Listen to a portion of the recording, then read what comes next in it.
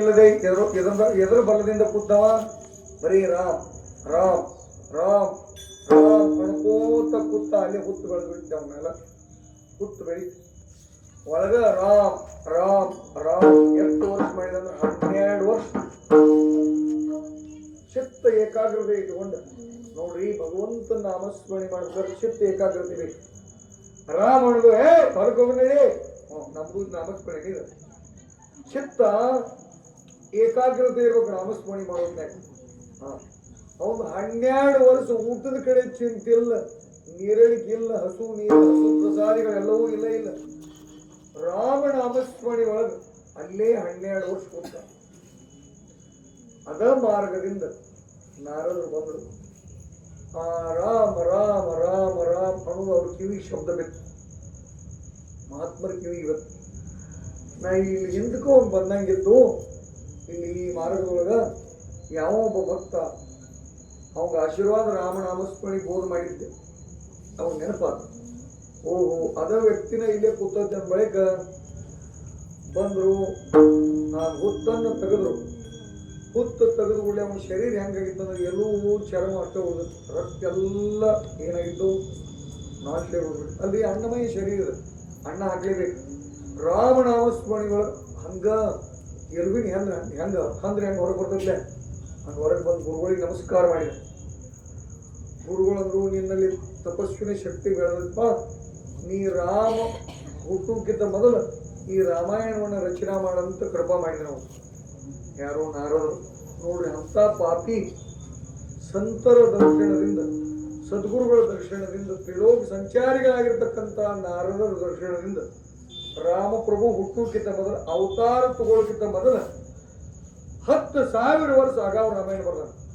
ಎಷ್ಟು ಜ್ಞಾನಿ ಇರಬೇಕು. ರಾಮ ಏನ್ ಮಾಡ್ಬೇಕು, ರಾಮ ಎಲ್ಲಿ ಹೋಗ್ಬೇಕು, ರಾಮ ವನವಾಸಕ್ಕೆ ಹೋಗುದ ಯಾರು ಬರ್ದಿದ್ದಾರನ್ನೆಲ್ಲ ವಾಲ್ಮೀಕಿ ಬರ್ದಿದ್ದ. ರಾಮ ಹೇಂತಿ ಸೀತಾ ಕಳ್ಕೊಂಡಾಗ ಗಿಡ ತ್ಯಾಕಿ ಆಗಿದ್ದು ಅವ ಬರ್ದಾನ. ಹೋಗಿ ಅರಣ್ಯದವ್ರು ಗಿಡ ತ್ಯಾಕಿ ಆಗಿದ್ದವು. ನಾನು ಹೇಂತಿ ಸೀತಾ ಸೀತಾ ಹುಚ್ಚದು ರಾಮ, ಅವ್ ಹುಚ್ಚಲ್ಲವ. ನಾವು ಬರ್ದಿದ್ದು ಭಕ್ತರ ಹಾದಿನ ನಡೆದು ತೋರಿಸ್ಬೇಕಾಗಿತ್ತು. ಯಾರು ಪರಮಾತ್ಮ ಭಕ್ತರ ಇಚ್ಛೆಯನ್ನು ಪೂರ್ಣ ಮಾಡುವುದು. ವಾಲ್ಮೀಕಿ ಋಷಿಯನ್ನು ರಾಮಾಯಣ ಬರೆದಿದ್ದ, ಅದ ಪ್ರಕಾರ ನಮ್ಮ ರಾಮಪ್ರಭು ನಡೆದು ತೋರ್ಸ್ಯಾರ. ಏಕ ಪತ್ನಿ ವೃತಸ್ಥ ರಾಮ, ಏಕ ಬಾಣಿ ಏಕ ವಚನೆ. ಒಂದು ಮಾತಾಡಿದ್ರೆ ಹೊಳೆ ಮಾತಾಡಂಗಿಲ್ಲ, ಒಂದು ಬಾಣ ಹೊಡಿದ್ರೆ ಮತ್ತೊಂದು ಬಾಣ ಹೊಡುವಂಗಿಲ್ಲ. ಸೀತಾನ ಬಿಟ್ಟು ಮತ್ತೊಬ್ಬರು ಸ್ತ್ರೀಯನ್ನು ನೋಡಿಲ್ಲ ನಾವು. ಕಾಮದೃಷ್ಟಿಯಿಂದ ದೃಷ್ಟಿಯೊಳಗೆ ಪರಕದವ್ರೆ ಅನೇಕ ದೃಷ್ಟಿ ಇದಾವೆ. ಕಾಮದೃಷ್ಟಿ ಬೇರೆ, ಪ್ರೀತಿ ದೃಷ್ಟಿ ಬೇರೆ. ನೋಡು, ಈಗ ಮನೆಯೊಳಗೆ ಮಗ ಇರ್ತದೆ, ಮಗಗ ಮುದ್ದು ಕೊಡೋದು ಯಾರು ಕೊಡ್ತಾರೋ ತಂದೆನ ಕೊಡ್ತಾರ, ಹೌದಲ್ಲ?